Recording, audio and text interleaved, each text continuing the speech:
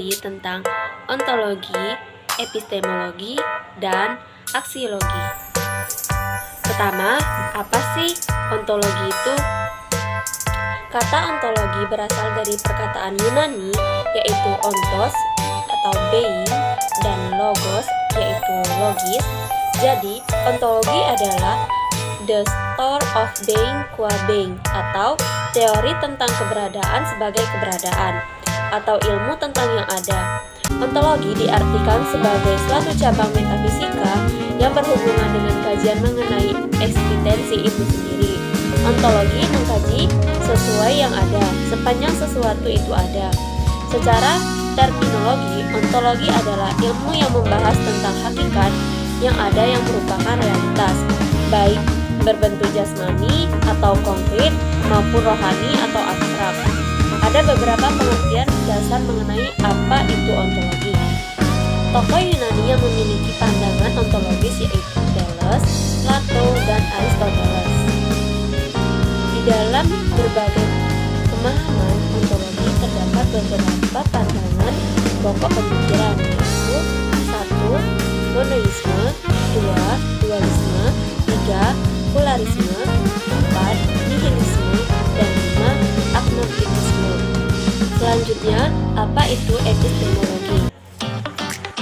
Secara etimologis, episteme berasal dari dua kata Yunani, yakni epistem yang berarti pengetahuan atau ilmu pengetahuan, dan logos yang berarti disiplin atau teori. Dalam kamus Webster disebut bahwa epistemologi merupakan teori ilmu pengetahuan yang melakukan investigasi mengenai asal-usul dasar, metode, dan batas-batasan ilmu pengetahuan.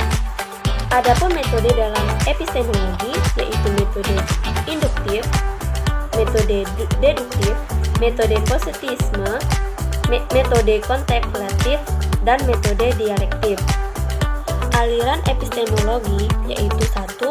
Empiris, yang berarti sebuah orientasi filsafat yang berhubungan dengan penyusunan ilmu pengetahuan modern atau metode ilmiah.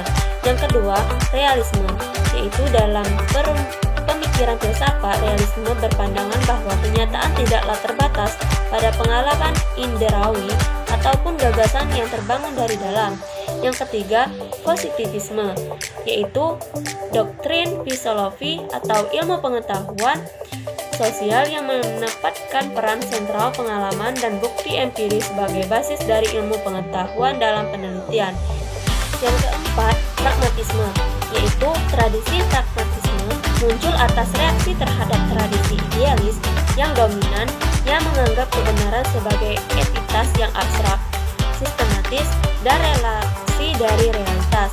Dan yang terakhir kelima, idealisme, yaitu tradisi pemikiran filsafat yang berpandangan bahwa doktrin tentang realitas eksternal tidak dapat dipahami secara terpisah dari kesadaran manusia. Yang selanjutnya, apa sih aksiologi itu? Beberapa definisi tentang aksiologi yaitu 1. Aksiologi berasal dari perkataan agios Yunani berarti nilai dan logos yang berarti teori.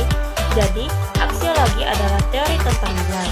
Kedua, aksiologi dalam bukunya Jujun S. Surya Susmantri disebut sebagai teori nilai yang berkaitan dengan kegunaan dari pengetahuan yang diperoleh. Ketiga, menurut Barmal, aksiologi terbagi menjadi 3